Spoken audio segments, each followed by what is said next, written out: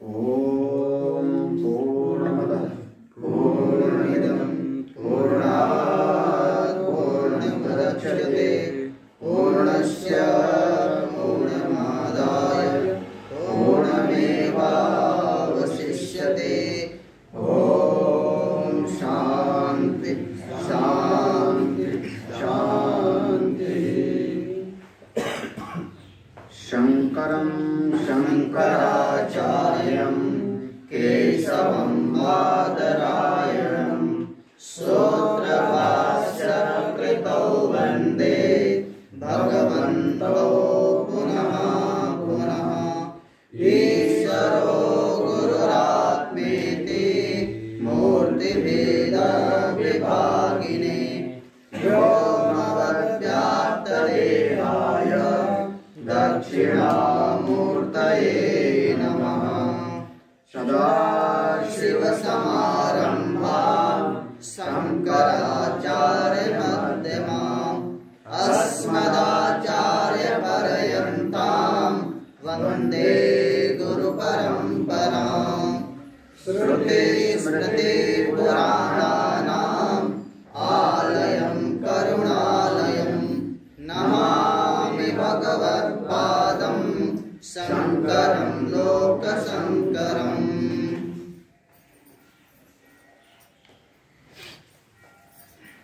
ओम यह परब्रह्म परमात्मा का नाम है। इसका वैल्यूम और कम करो, ट्रेवल जो है थोड़ा बढ़ा दो। ओम मंगलवाची भी है, प्रारंभवाची है और परमात्मा का नाम है, अभिधान है।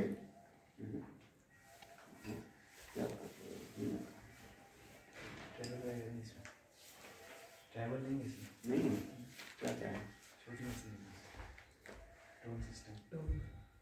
हाँ तो वैल्यूम कम करो, इसमें बास भी नहीं है।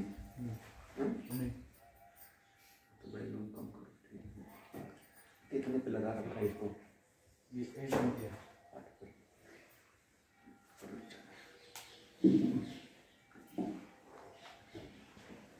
तो ओम का दो स्वरूप बताया। यह जो इसका ओम का एक लिपि है, ओंकार, इसको प्रणव कहते हैं। यह अभिधान है परमात्मा का, संज्ञा है। और इस अभिधान के द्वारा जिस तत्व का प्रकाश्य किया जा रहा है, जिस तत्व को प्रतिपादित किया जा रहा है, वह परब्रह्म परमात्मा पूर्ण है। पूर्णम अधः, पूर्णम अधः वह परमेश्वर। अधः मतलब यहाँ ईश्वर ले, अधः माने ईश्वर। वह ईश्वर भगवान जिसको हम कहते हैं, उनका दो स्वरूप है। जब वह ईश्वर अपनी माया रूपी उपाधि को धारण करके सारे जगत की उत्पत्ति, स्थिति और प्रलय करने लगते हैं तो उनकी संज्ञा हो जाती है ईश्वर, ईशन करने के कारण। और वही जब अपनी माया की उपाधि को छोड़ देते हैं और ये जगत का उत्पत्ति, स्थिति, प्रलय आदि को किनारे कर दिया, स्वरूप में चले गए, तो कौन हो गए? वही परब्रह्म परमात्मा। वो कैसा है? पूर्ण। ईश्वर का जो, ईश्वर को तत् शब्द से भी कहते हैं। तो इसके दो हो गया, शब्दार्थ और लक्ष्यार्थ। ठीक है ना? शब्दार्थ हो गया जगत की उत्पत्ति स्थिति करने वाले, लक्ष्यार्थ हो गया सच्चिदानंद परब्रह्म। वो कैसा है? वह पूर्ण है। पूर्ण माने कल हमने कहा था जिसमें 3 प्रकार के भेद नहीं होते, विजाति भेद, सजाति भेद और तीनों प्रकार का भेद ना हो, वो पूर्ण है। दूसरा तरीका समझा था, देश काल वस्तु से जो अपरिच्छिन्न हो, परिच्छिन्न माने सीमित, अपरिच्छिन्न हो, देश की सीमा ना हो, काल की सीमा ना हो, वस्तु की सीमा ना हो, वह पूर्ण कहते हैं। तो वो परमात्मा जो निर्बाधिक रूप से है, लक्ष्यार्थ उसका वो पूर्ण है। अब इदम माने यह जीव, पूर्णम इदम, जैसे पूर्णमतः पूर्णमिदम, इदम माने यह जीव। ठीक है, यह जीव का भी दो अर्थ ले लो, इसका शब्दार्थ और इसका लक्ष्यार्थ। ठीक है, तो इसका शब्दार्थ क्या हुआ जीव का? वो कर्ता भोक्ता भाव, मैं सुखी और दुखी हो रहा हूँ, मैं इस शरीर में परिच्छिन्न हूँ, शरीर में आकर के आया हूँ, मेरा जन्म हुआ है और मेरी, ये सब मानने वाला हो गया जीव। ठीक है, जब यह जीव अपनी सारी उपाधियों को किनारे कर दे, हाँ, मैं करता नहीं, भोगता नहीं, मैं शरीर वाला भी नहीं, मेरा कोई शरीर नहीं है, मेरा कोई असल में जन्म और मृत्यु भी नहीं है, जब यह सारी उपाधियों को किनारे कर देता है तब कौन बचा? बोले जो बचता है वह पूर्ण है।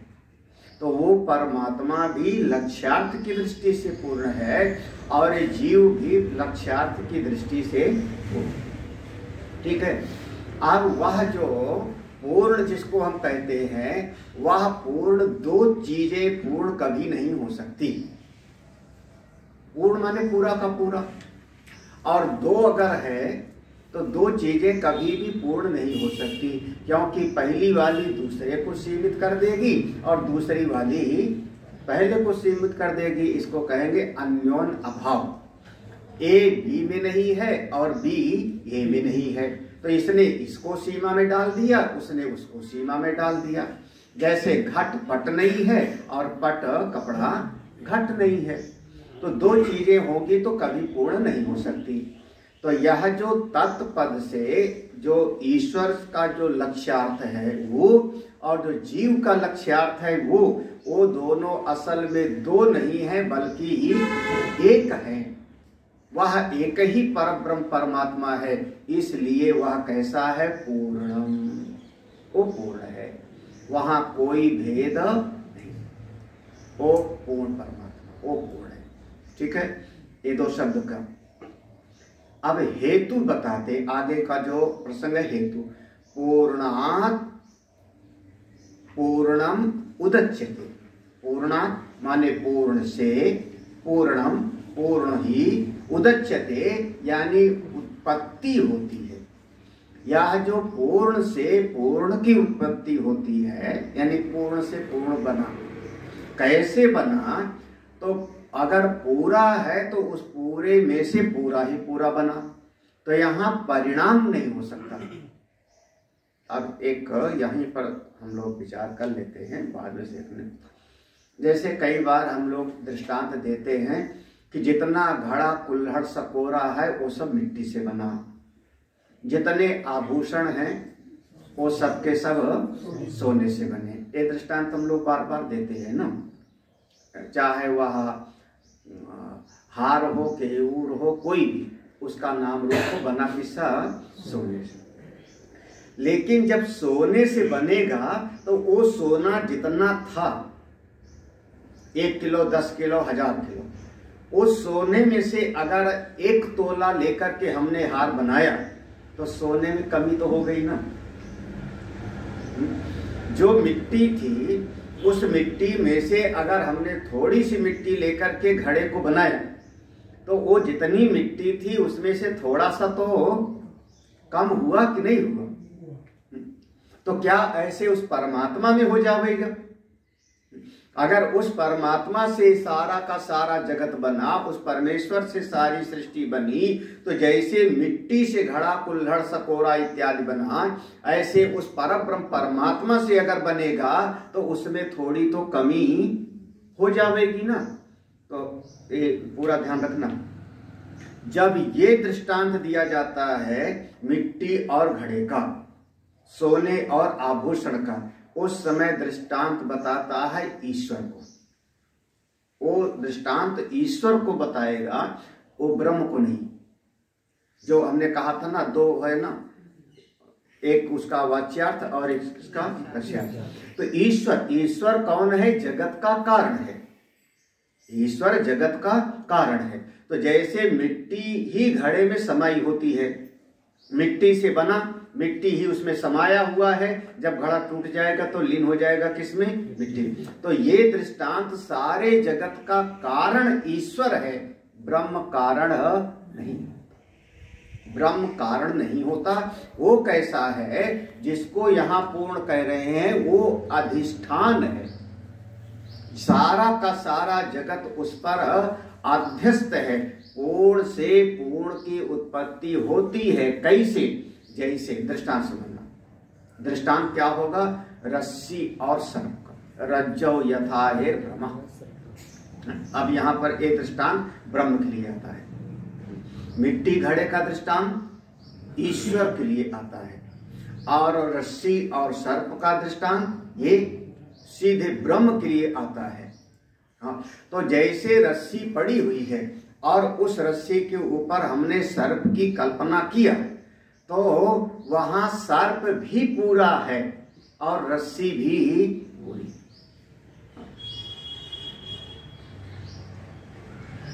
आधी रस्सी में कल्पना हुई सांप की पूरी? पूरी रस्सी। अच्छा, आधी रस्सी दिखाई पड़ रही थी, आधा सांप दिखाई पड़ रहा था, चले गए सब? वहां जो पड़ी थी गोल गोल, आधी रस्सी दिख रही और आधा सर्प दिख रहा है, ऐसा समझ में आएगा? जब वो रस्सी भी पूर्ण है और उस पर जो कल्पना हुई वो कल्पना भी पूर्ण है, पूरा का पूरा सर्प वहां दिखाई पड़ेगा।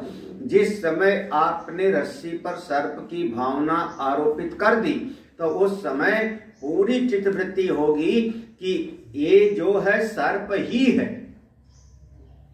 यहां रस्सी का बिल्कुल बोध नहीं हो रहा है, ये पूरा का पूरा सर्प ही है, पूरा का पूरा सर्प है। तो रस्सी भी पूर्ण है और सर्प भी। कैसे? क्योंकि वह सर्प पूरी की पूरी रस्सी के ऊपर कल्पित है। उसी प्रकार से ये पूरा का पूरा ब्रह्मांड जगत जितना कुछ है, ये पूरा ब्रह्मांड कल्पित है किस पर? अपने उस परब्रह्म परमात्मा पर। वह शुद्ध सच्चिदानंद ब्रह्म है, वह अधिष्ठान है, और उसके ऊपर पूरा का पूरा जगत कैसा हुआ? कल्पना। अच्छा, आकाश है, देखो दूसरा दृष्टांत है। आकाश है,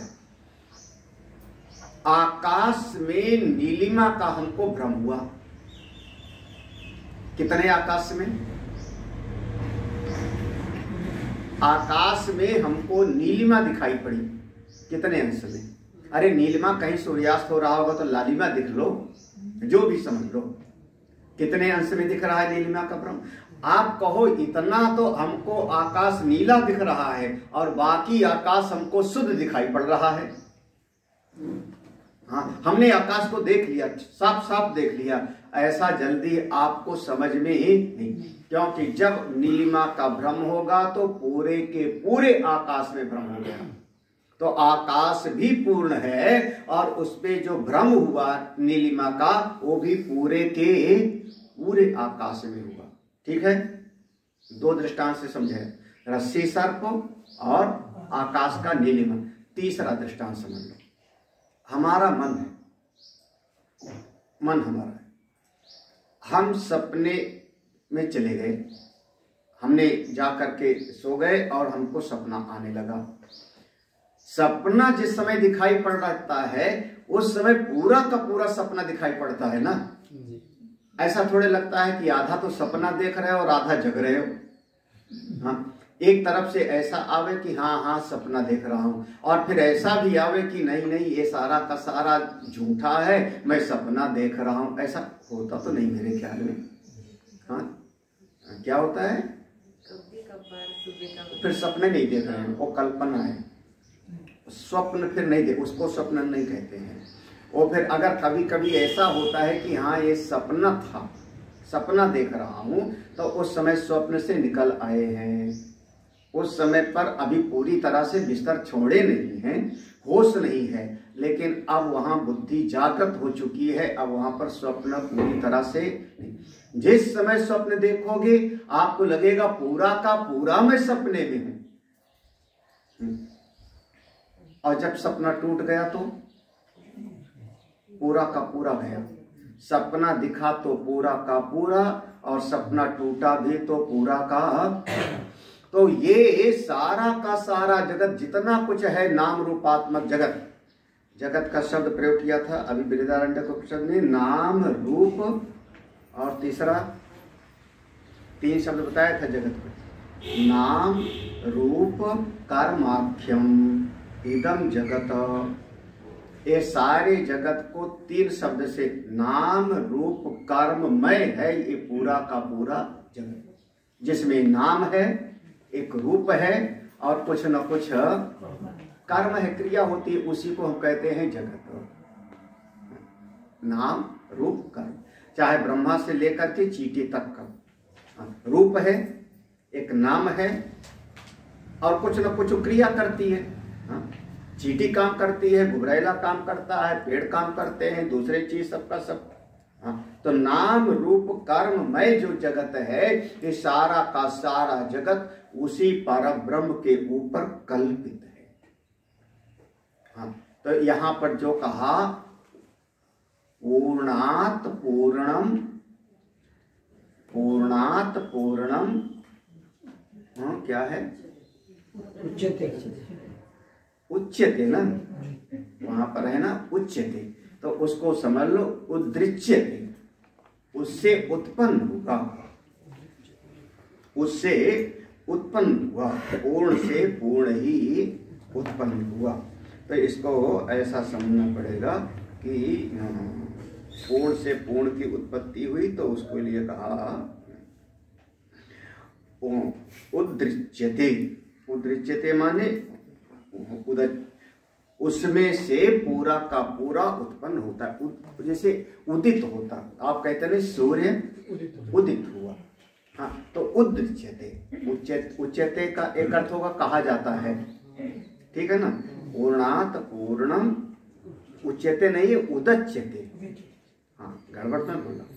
हाँ, तो क्या है? पूर्णात पूर्णम उदच्यते ना।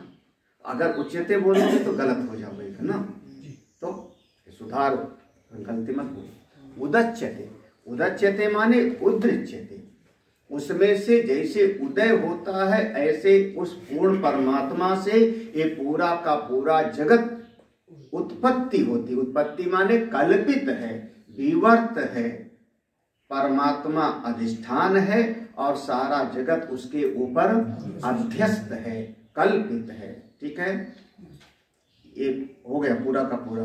तो वह किसके लिए कहा गया? वो जो परब्रह्म परमात्मा है, पहले भी कहा था, जो ईश्वर का लक्ष्यार्थ है और जो जीव का लक्ष्यार्थ है, दोनों एक है और दोनों पूर्ण है। और ये जगत जो आया, ये जगत सबका सब उसी के ऊपर सारा का सारा जगत कल्पित है। ठीक है ना। अब जीव हो गया, जगत हो गया और ईश्वर। ठीक है, ध्यान रखना, जगत, जीव और ईश्वर। तो ईश्वर उसका लक्ष्यार्थ पूर्ण है, जीव उसका लक्ष्यार्थ भी पूर्ण है और जगत सारा है कल्पित। तो वह जो मूल तत्व हो गया वह एक परब्रह्म परमात्मा है। एकम सत विप्रा बहुधा वदन्ति, वो अद्वैत की सिद्धि हो गई।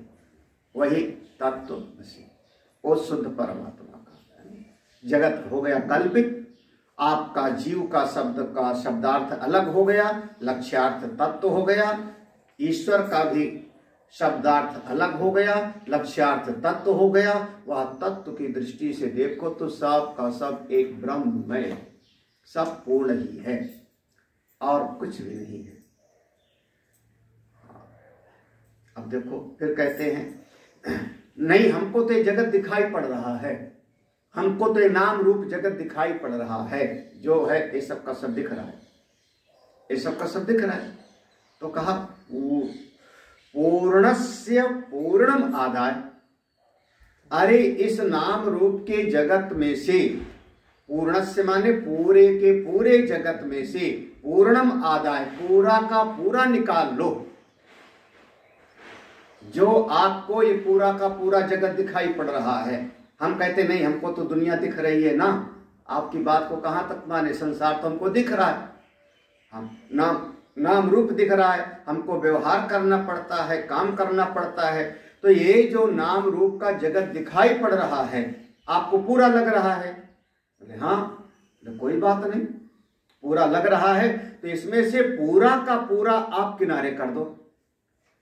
पूर्णस्य पूर्णम, पूर्ण को पूर्ण में से आदाय बाहर कर दो। सर्प को पूरा का पूरा निकाल दो, सांप को पूरा का पूरा निकाल दिया, आकाश की नीलिमा को पूरा का पूरा निषेध कर दिया, हटा दिया, निषेध कर दिया बुद्धि से। ये सब का सब भ्रम है। तो बचा जो वो क्या है? पूर्णम एव अवशिष्यते। पूर्ण का सपना गया पूरा का पूरा, सपना गया तो आप बचे कितना? जैसे थे वैसे, जैसे सोए थे वैसे बच गए। तो पूर्ण में से पूर्ण को निकाल लिया जाए, यानी अधिष्ठान के ऊपर जो अध्यस्त है, कल्पित है, वो कल्पित को पूरा का पूरा हटा दिया जाए तो अधिष्ठान ज्यों का त्यों बाकी है। वह पूर्ण ही है। वह उस पूर्ण परब्रह्म परमात्मा को मेरा नमन है, वो मुझको परम शांति प्रदान करे। मेरे जीवन में जो 3 प्रकार के ताप आते हैं,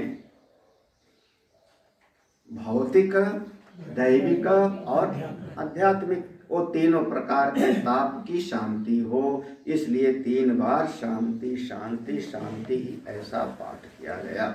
ओम शांति शांति शांति ही। अगर मंत्र का अर्थ स्पष्ट हो गया हो तो हम आगे बढ़ें फिर, कि नहीं? स्पष्ट हुआ मंत्र का अर्थ कि नहीं?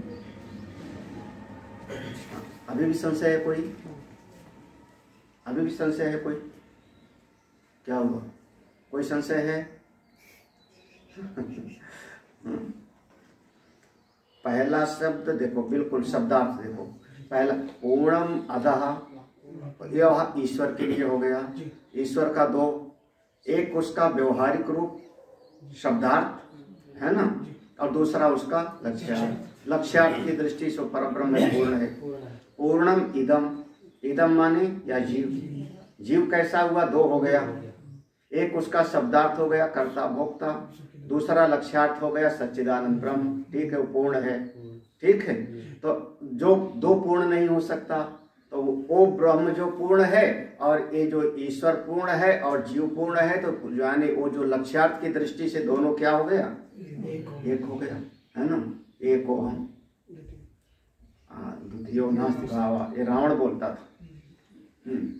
एको हम बहुश्याम, ये उपनिषद ने कहा एको हम बहुश्याम, और ये को हम द्वितीयो नास्ति रावण बोलता था।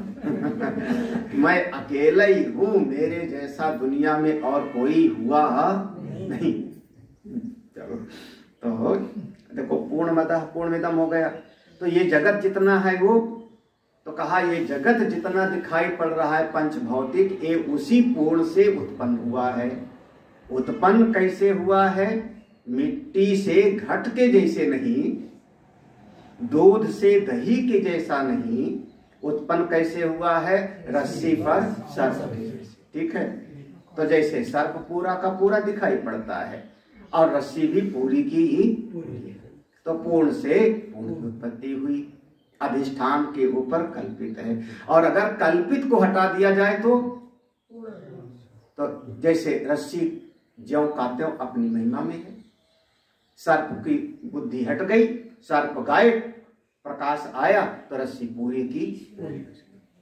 ऐसा वो तत्व है, ऐसा वो अपना आत्मस्वरूप है। भाष्य देखो, ईश्वर भी सर्प की तरह कल्पित हुआ समझे। भाष्य पढ़ो।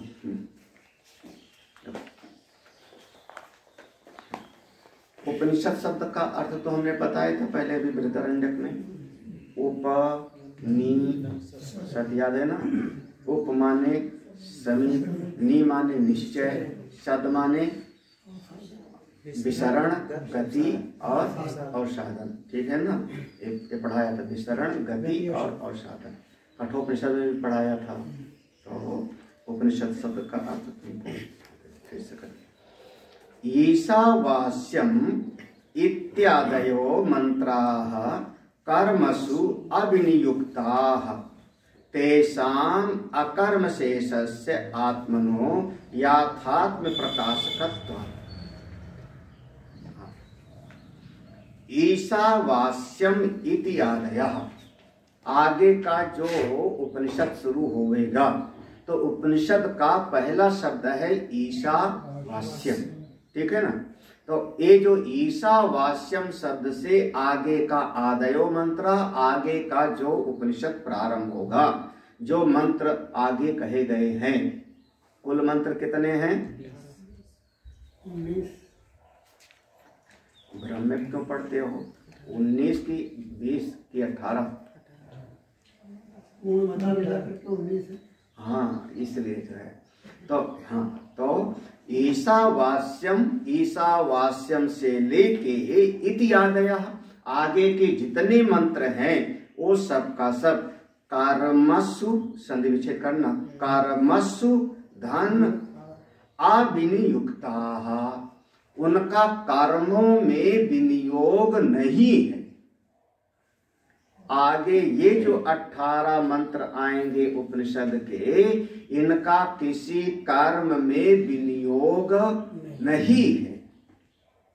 हाँ, तेषां कर्म शेषस्य, अगर कर्म में विनियोग होता तो इन मंत्रों का कर्म में उपयोग होता, विनियोग होता, तो इसमें कर्म शेषता इसको हम मान लेते, कर्म शेषता मान लेते।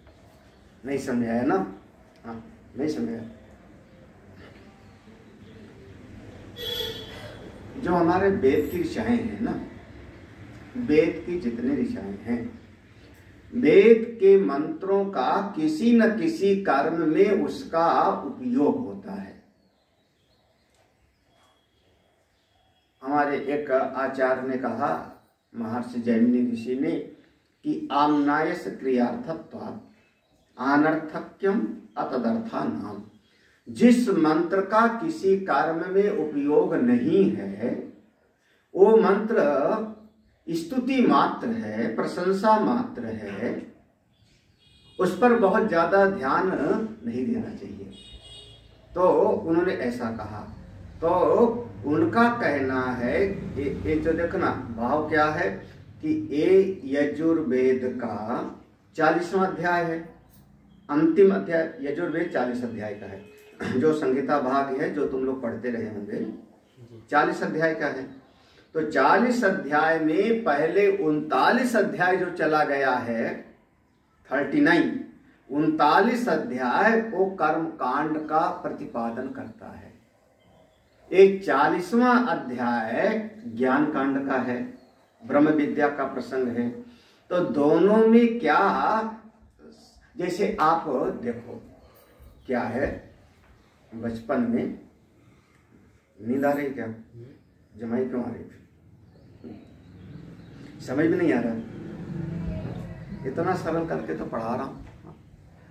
अच्छा, जैसे हम किसी का, बच्चे का हाथ पकड़ के घूमते हैं, क्या कहते हो, चक्कर काटते हैं खड़े होके, हाँ, घूमते घूमते अगर उसको 10-20 चक्कर किया और उसके बाद बच्चे को छोड़ के खड़े हो गए, तो खड़े होने पर भी आपका मन थोड़ी देर तक घूमता रहता है ना।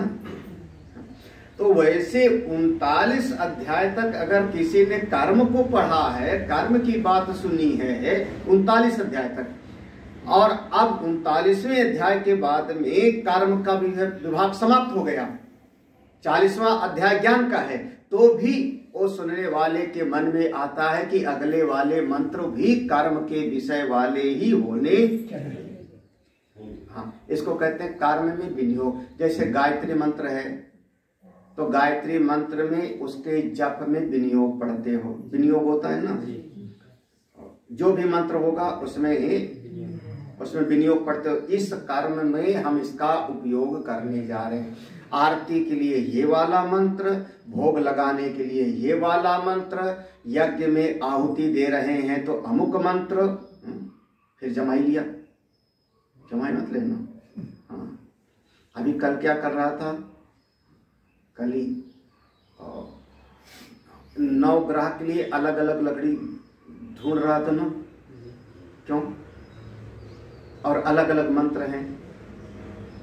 ओम रम राम राहवे नमः, ओम केतु, तो केतु के लिए अलग लकड़ी है, राहु के लिए कैसे पहचाना था? उस पर लिखा था। अगर ना लिखा होता तो कैसे?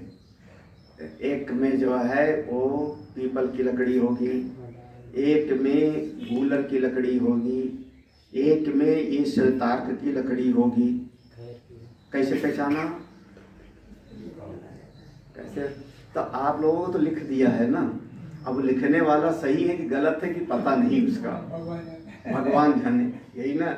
लेकिन अब ये अगर इस समय हम इस देवता को आहुति दे रहे हैं तो इस मंत्र का उपयोग हमको करना चाहिए, ठीक है।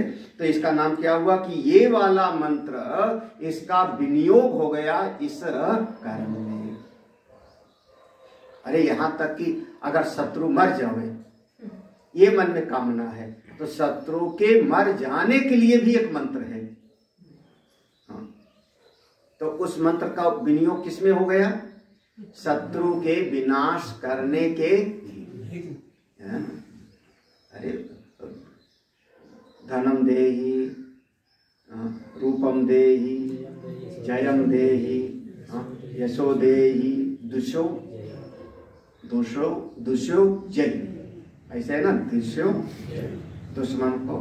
और रुद्राष्टक अध्याय में आता है जंभे दधामी, मृत्यु के मुख में तुमको झोंक दूं। जैसे जमाई लिया, बड़ा सा मुंह खोला उसने, और उसमें तुमको मृत्यु के मुख में तुम चले जाओ, मर जाओ, जो हमसे कौन दुश्मनी करे, जो हमारा शत्रु हो। तो वेद में सभी मंत्रों का किसी न किसी कर्म में उपयोग होता है, उसका नाम है विनियोग। एक मंत्र बहुत प्रसिद्ध है, ईशे त्वा छिन्नति। एक है कि ये यहाँ से शुरू होता है, वो शुरू क्या हुआ पहले बताया हुआ है, पहले पढ़ाया हुआ है कि यज्ञ करना है, हमको यज्ञ करना है। उस यज्ञ में हमको घी चाहिए, बिना घी के यज्ञ नहीं हो सकता। घी कहाँ से मिलेगी? गाय से, ठीक है ना। गाय के पास गए, अब गाय का बछड़ा भी है, तो गाय का बछड़ा गाय का दूध पीने लगा, और जब दूध पीने लगा तो हमको गाय के बछड़े को हटाना पड़ेगा। अगर गाय के बछड़े को हटाओगे नहीं तो फिर आपको दूध मिलेगा नहीं, सारा का सारा दूध बछड़ा पी जाएगा। तो गाय के बछड़े को लाठी मत मारो, उसको एक ढाक का पत्ता लो, छिउल ढाक जो समझते हो, पलाश का, उसको ले करके, और वेद का एक मंत्र है, ईशे त्वाम, इस पलाश के पत्ते से बछड़े को हटाना है। अब पलाश का पत्ता कहां से आवेगा? तो ढाक का पत्ता कहां से आवेगा? पेड़ से आवेगा। अब पेड़ में जा करके तो आपको डाल तोड़नी पड़ेगी, काटनी पड़ेगी। तो पेड़ की जब डाल काटो तो ये वाला मंत्र पढ़ो, हम तुम्हारे पेड़ की, हे पेड़ देवता, आपकी इस एक डाल को काट रहे हैं, जिससे इस डाल की पत्तियों से हम बछड़े को हटाएंगे, उससे फिर गाय का दूध दुहेंगे, फिर गाय का दूध से हम उसको दही बनाएंगे, फिर घी मिलेगा, उस घी से हमारा यज्ञ। तो वो जो ईशे त्वा शब्द मंत्र आएगा उसका विनियोग किसमें हो गया? कर्म में विनियोग हो गया। इसी प्रकार से वेद की समस्त ऋचाओं का किसी न किसी कर्म में उपयोग होता है, किसी न किसी कर्म में विनियोग होता है। यानी देखो कहना क्या होगा कि वेद पूरा का पूरा कर्म प्रधान है। ये जो कर्म कांड वाले हैं वो कहते हैं पूरा वेद कर्म प्रधान है। ज्ञान कांड वालों को, हम लोगों को वो कहते हैं पागल हो तुम लोग, हम लोगों को गाली देते हैं। तो वो कहते हैं पूरा का पूरा वेद का जितना मंत्र है वो सब का सब कर्म में उपयोग होता है। ठीक है, तो अगर उनसे पूछो कि ये जो 18 मंत्र हैं इसमें ये, भगवान भास्कर कहते हैं इसका किसी भी कर्म में विनियोग नहीं है। तो वो जो कर्म कांड वाले हैं ना, वो क्या कहते हैं, ये प्रशंसा है, स्तुति है। महर्षि जैमिनी ऋषि कहेंगे ना, जैसे आपने देवता का पूजन कर लिया, पूरा का पूरा पूजन कर लिया, तो पूजन तो विधि हो गया, उनको आपने जो है आचमन कराया, आद्या पार्ग आद्यम पाद्यम जो भी अर्घ दिया, पाद्य दिया, उनको भोग लगाया, उनकी आरती किया, छत्र चामर व्यजन आदि कर दिया, ये सब तो हो गया मन। अब बोले उसके बाद थोड़ा देवता की स्तुति गाओ, तो वह जो स्तुति गाते हो उसका कर्म में विनियोग नहीं। तो ऐसे कर्म कांड वाले कहते हैं ये स्तुति मात्र है कर्म की, इसका कोई खास विषय भगवान भाष्यकार कहते नहीं, यही असली विषय है, असली विषय यही है, इसका कर्म में विनियोग नहीं है। अगर कर्म में विनियोग होता तो कर्म शेषता होती। कर्म शेषता माने जैसे पूजा करने के बाद स्तुति, तो ऐसा कोई जरूरी नहीं है कि कर्म करने के बाद इसको पढ़े ही कोई, इसमें कोई कर्म शेषता नहीं, कर्म शेषता नहीं। कर्म शेषता माने जैसे ये वाला काम नहीं करोगे तो आपका फल पूरा नहीं, तो इसको कहते हैं कर्म शेषता। कर्म शेषता जैसे यज्ञ हो गया, यज्ञ पूरा हो गया, हवन दे दिया, हवन करने के बाद में फिर आपने विसर्जन भी कर दिया, मंत्र पढ़ दिया, जो जो देवता जहां जहां से आए वहां वहां देवता अपना अपना विसर्जन कर दिया। उसके बाद अभी एक कर्म शेष है। क्या कर्म शेष है? हाँ नहीं, क्षमा प्रार्थना भी कर दिया आपने, विसर्जन भी कर दिया। वैसे क्षमा प्रार्थना के बाद विसर्जन होता है, हाँ, इसलिए मैंने विसर्जन कहा। क्षमा प्रार्थना कब? जब सामने खड़े होंगे तब तो क्षमा मांगोगे, यही ना। हमने उनको कह दिया महाराज अब आप जाइए, और गेट के बाहर पहुंच गए, तो हमने कहा महाराज कोई भूल चूक हो गई हो तो क्षमा करना। कब कहोगे? जब वो सामने गेट के बाहर चले जाएंगे तो थोड़े क्षमा मांगेंगे। तो विसर्जन माने हमने सबका विसर्जन कर दिया, तो उसके पहले ही आपको क्षमा प्रार्थना हो जाएगी। अपराधम सहस्राणि अहर्निशं क्रियते मया, वो सब पहले हो गया। विसर्जन के बाद अब क्या रहा? बोले अब ये क्रिया बाकी है, उसका नाम है कर्म शेषता। अब वो कर्म शेषता हो गई। क्या है?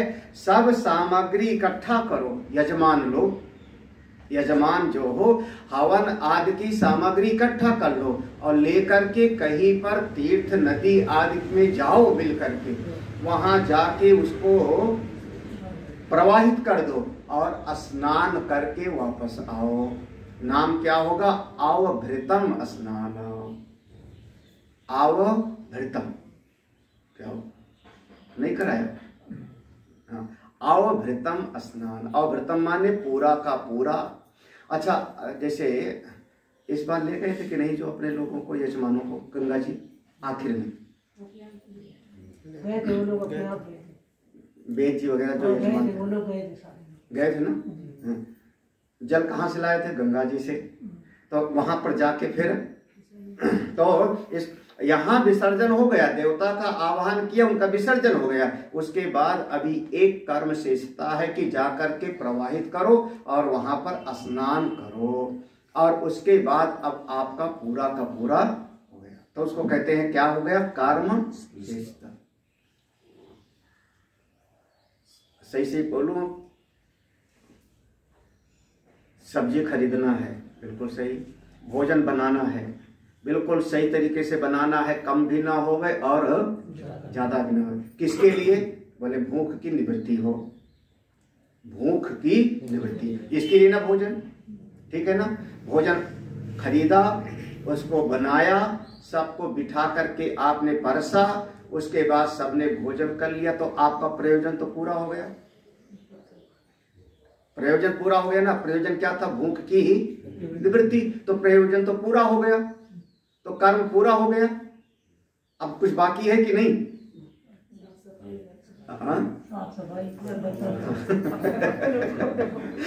नहीं बाकी है।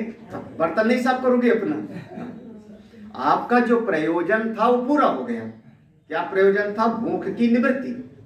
भूख की निवृत्ति हो गई, लेकिन अभी भी एक कर्म आपका शेष है। क्या? वहां पर अब उसको साफ करो, अपने बर्तन साफ करो, झाड़ू लगा दो, है ना।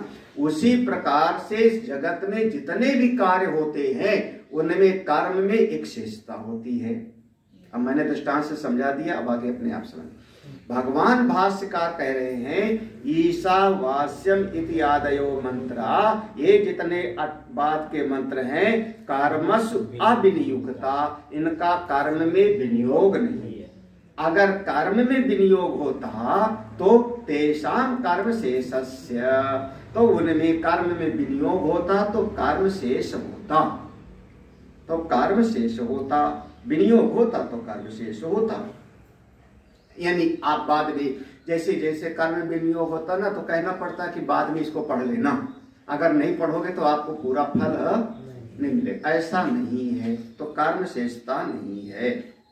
अच्छा देखो, तेषाम कर्म शेषस्य नहीं है, तो हाँ तेषाम, यहाँ पर जो शब्द है तेषाम माने मंत्रों का संधि विच्छेद करके पढ़ना, तेषाम अकर्म शेषस्य, तेषाम, हाँ वहां जो है आ है, अकर्म शेषस्य, चूंकि इनका किसी कर्म में विनियोग नहीं है, तो किस लिए है?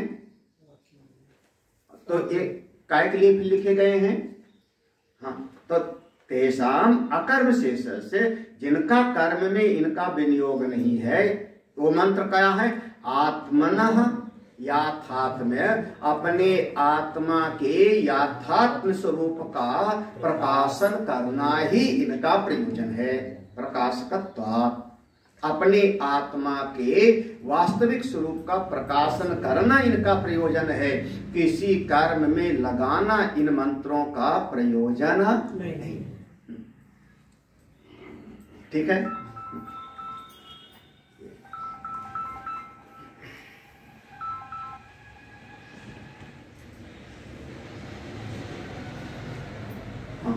याथात्म्यं च आत्मनः शुद्धत्व अपाप विद्धत्व एकत्व नित्यत्व अशरीरत्व सर्वगतत्व आदि वक्ष्यमाणम्। अच्छा एक बात बताओ भाई, इसमें आप इसी में आप इसको विनियोग समझ लेते कि आत्मा के स्वरूप का प्रकाशन करना है इसमें, तो आगे का जो प्रसंग है, अपने आत्मा के लिए कुछ करना नहीं पड़ता। नहीं समझ आ रहा? अच्छा मैं हूं, इसके लिए क्या करोगे? मैं जिंदा हूं, मैं बीमार हो गया तो स्वस्थ के होने के लिए दवाई खाऊंगा, ठीक है ना। ताकत कम हो गई तो व्यायाम करूंगा, यही ना, कुछ ना कुछ। लेकिन मैं हूं, इसके लिए कौन सा कर्म करना पड़ेगा? हाँ नहीं, कोई कर्म आज कुछ नहीं करेंगे तो मैं कम हो जाऊंगा। अपनी सत्ता, जो अपना अहम है, जो अपना आत्मस्वरूप है, उसमें किसी कर्म का कोई उपयोग नहीं। सारे कर्म का उपयोग किसमें है? ये शरीर को ठीक करने में, भूख दूर करने में। हाँ यही ना, व्यायाम करोगे तो आपका शरीर स्वस्थ होगा, रोटी खाओगे तो आपके शरीर को ताकत मिलेगी। लेकिन मेरी सत्ता के होने में, अहम अस्मि, मैं हूं, इसके लिए किसी कर्म की जरूरत नहीं।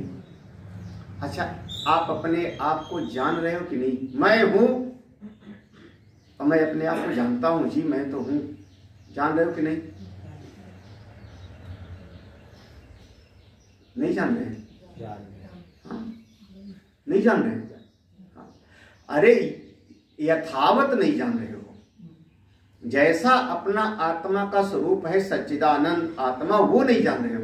लेकिन मैं हूं इतना तो हमको पता है ना, गलती से ही। लेकिन ये तो आप जान रहे हो ना कि पता भी नहीं कि मैं हूं।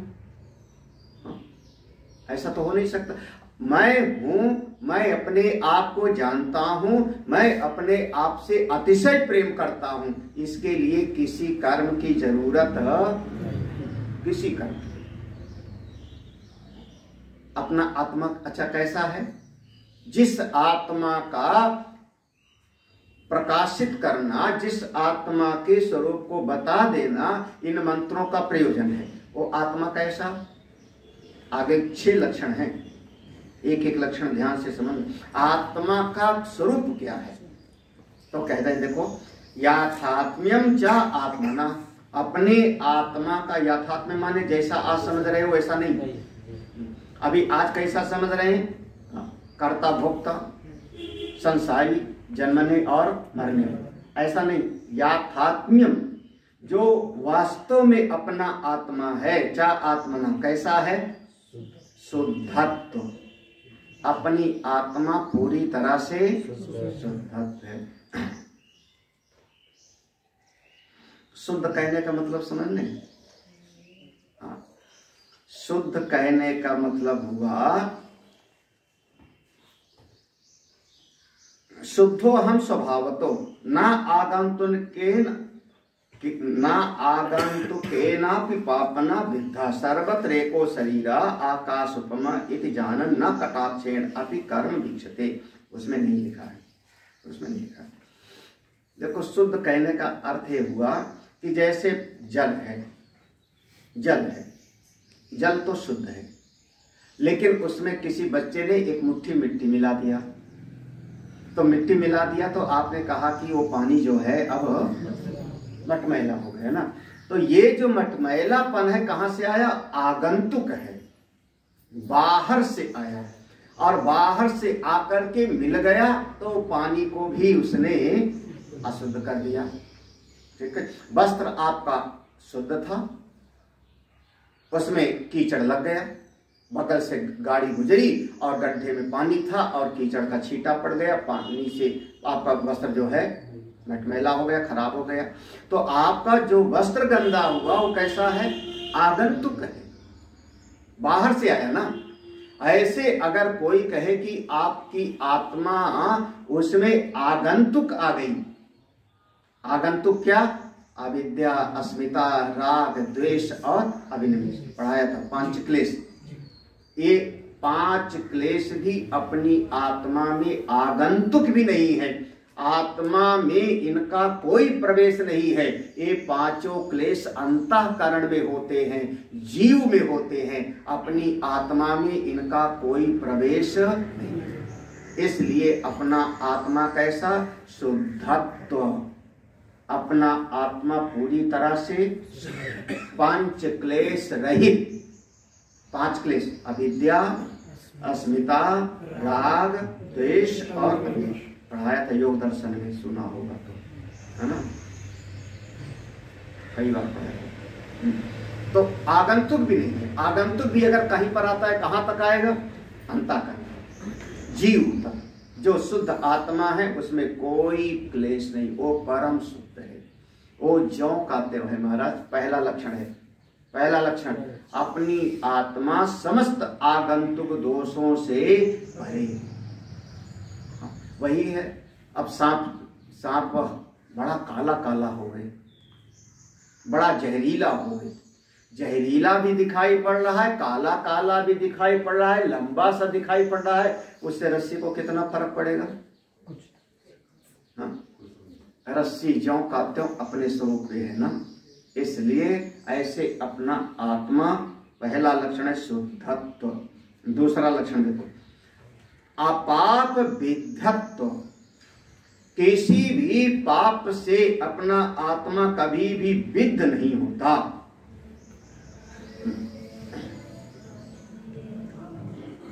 पाप माने वो 10 प्रकार के पाप गिनाए ना। 3 पाप शरीर से, 3 पाप मन से और 4 पाप वाणी, कायिक, वाचिक और मानसिक, ये 3 प्रकार के। तो कायिक 3 पाप कौन कौन से? कायिक 3 पाप, चोरी, जारी, हिंसा। चोरी करना, वेश्यागमन और कसाई का काम करना, हिंसा करना, ये 3 पाप हो गए शरीर के। 3 पाप होते हैं मन से। मन से किसी का बुरा सोचना, किसी का बुरा सोचना, इसका सत्यानाश हो जाए, इसका जो है मानसिक पाप। फिर किसी की वस्तु को मैं छीन लूं, इसका कल्पना करना, इसका नाम हो गया मानसिक पाप। जो चीज हमारी नहीं है उसको मैं हड़प लूं, उसकी कल्पना करना। या जैसे कहते हैं ना, ये 4 लोग बैठ करके चोरी करने की प्लानिंग कर रहे थे। और फिर तीसरा मानसिक पाप है असंबंध प्रलाप। असंबंध प्रलाप, ये शब्द ध्यान रखना। नहीं, ये मानसिक नहीं है, ये वाणी का पाप है। मन का तीसरा पाप है, हाँ, जो वस्तु जो नहीं है उसको वैसा समझ लेना, विपरीत समझ, उल्टी समझ, भ्रम। जैसे क्या कहूं, चोर को मित्र समझ लेना, चोर को, शत्रु को मित्र समझ लिया। जो चीज जैसी नहीं है। हाँ, अब भाई कोई वस्तु ऐसी है जिसको खाने से मैं मर जाऊंगा, लेकिन उसको मैं बड़ा बढ़िया समझ लिया। वो फल है, बड़ा सुंदर सा दिखाई पड़ा, तो हमने सोचा एक फल खाएंगे तो हम स्वस्थ हो जाएंगे, लेकिन पहाड़ का फल है, जहरीला फल है। हाँ? कोई फल ऐसा है कि वो देखने में तो बड़ा खराब लगता है, लेकिन बहुत शक्ति वाला होता है। तो जो चीज जो नहीं है उसको वैसा समझ लेना, इसको कहते हैं मानसिक पाप। ठीक है। यौवन्यथा संतम आत्मानम अन्यथा प्रतिपद्यते। हाँ, तो 3 पाप शरीर का, 3 पाप मन का, 3 और 4 पाप वाणी के। याद है? 4 पाप वाणी का। सबसे पहला असत्य भाषण, असत्य भाषण। दूसरा हो गया कटु भाषण, असत्य बोलना, कटु बोलना, कटु भाषण। तीसरा हो गया निंदा करना, किसी की बुराई करना, निंदा करना, चुगली करना, निंदा, बुराई, चुगली, एक वाणी का पाप। और चौथा वाणी का पाप है असंबंध प्रलाप, जिसकी जरूरत नहीं है वो भी बोलना। असंबंध, संबंध ही नहीं, मतलब ही नहीं है उसका, बिना बोले भी आपका कोई नुकसान ना होता। आपका बढ़िया जीवन चल रहा था, आपने बोल करके सारा का सारा समस्या पैदा कर लिया। क्या हुआ? असंबंध प्रलाप। असंबंध माने संबंध रहित। असंबंध प्रलाप में समझ लो जैसे पागल है, बोलता रहता है, सड़क पर अकेला है और वो भी बोलता चला जा रहा है। किस लिए? क्या काम है? बोले पता ही नहीं, बस बोलता जा रहा है, बोलता जा रहा है। तो ऐसा थोड़े की करना चाहिए, नहीं करना। तो अपाप विद्यत, तो अपना आत्म स्वरूप में कोई पाप नहीं। ये 10 प्रकार के पाप गिना दिया, याद रखना। इसीलिए 10 प्रकार के पाप 3 भाग में बट गए, कायिक, वाचिक और मानसिक। और इनसे छूटने के लिए 3 ही प्रकार के तप हैं। फिर कायिक तप, वाचिक तप और मानसिक। गीता जी में भगवान ने 3 प्रकार के तप, वांगमयम तप उच्यते, ऐसा कहा ना। तप शारीरम उच्यते, शरीर का तप, वाणी का तप और मन का तप, क्योंकि ये 3 से पाप होते हैं। अपना आत्मा कैसा? सबसे परे, सबका अधिष्ठान, सबका मूल सत्ता, अपाप विद्धत्व। 2 लक्षण हुआ। तीसरा लक्षण एकत्व, अपना आत्मा एक है, पहले जैसे भी शांति मत में पढ़ा था, एक है। एक माने उसकी चेतनता अलग, हमारी चेतनता अलग, ऐसा नहीं है। देवता की चेतनता अलग और दैत्य की चेतनता अलग नहीं है। दृष्टांत मिले और बिजली का, हाँ, हीटर का और फ्रिज का, दोनों की जो शक्ति है देने वाली बिजली वह एक है। ऐसे चेतन एक है, एकत्व, सबकी चेतनता वही है, हाँ, एकत्व। अरे बिल्कुल अपना स्वरूप है। चौथा लक्षण है नित्यत्व। अपना जो चैतन्य तत्व है वो कैसा है? नित्य है। पहले भी कहा था ना, वो कल भी बताया था, व्यापक। कल के परसों बताया था, परसों बताया था ना, रामनवमी के दिन, याद है ना? कल ही थी ना, रामनवमी के दिन बताया था ना कि वो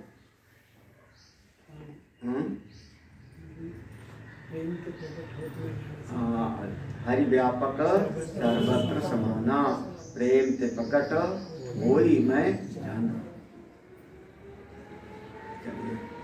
तो नित्यत्व, वह नित्य है।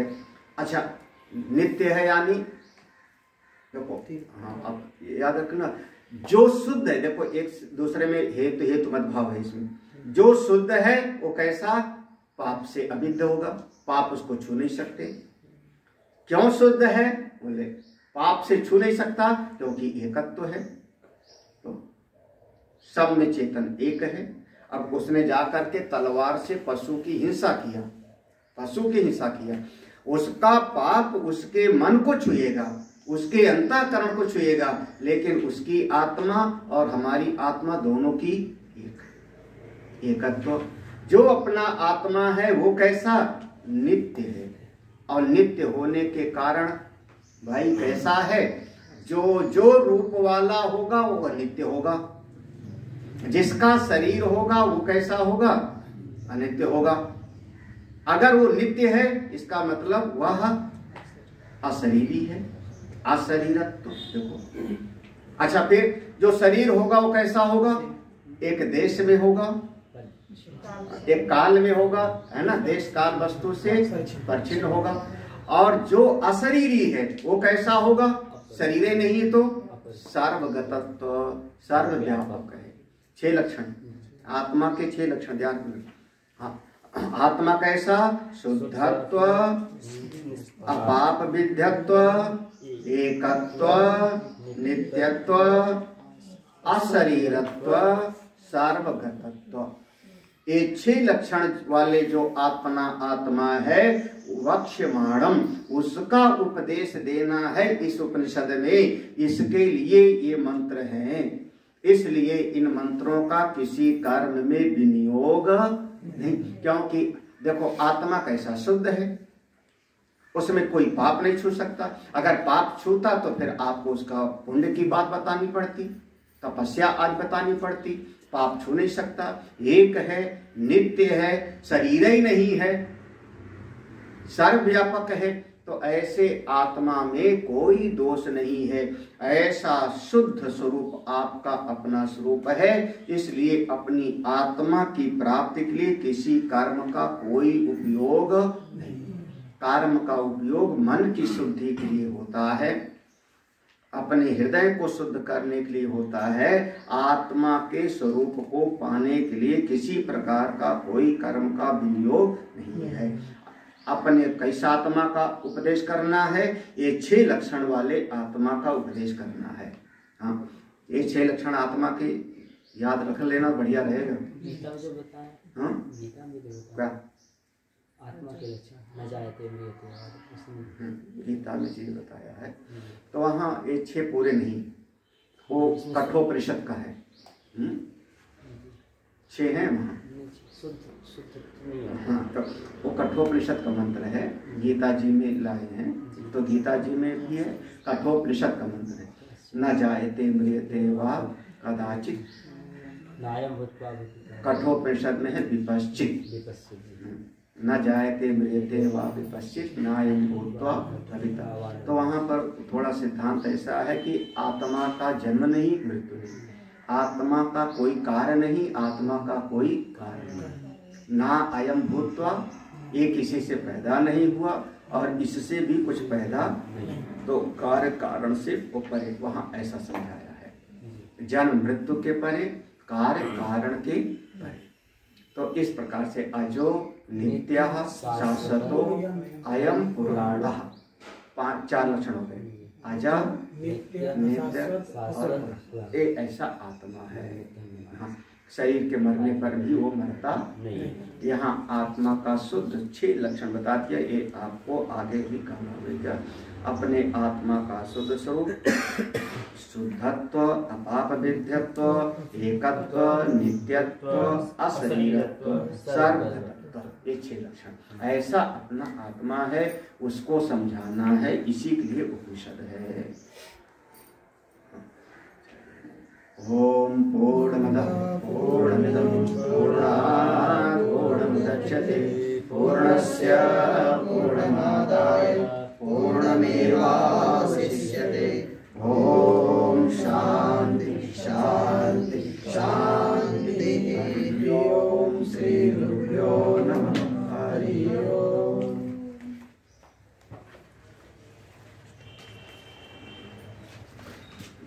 जो झूठ बोलना किस बात में आता है? अभी मैंने बताया था वाणी का पाप में असत्य भाषण, मैंने ऐसा शब्द प्रयोग किया। असत्य भाषण मैंने क्या हुआ, तो वाणी के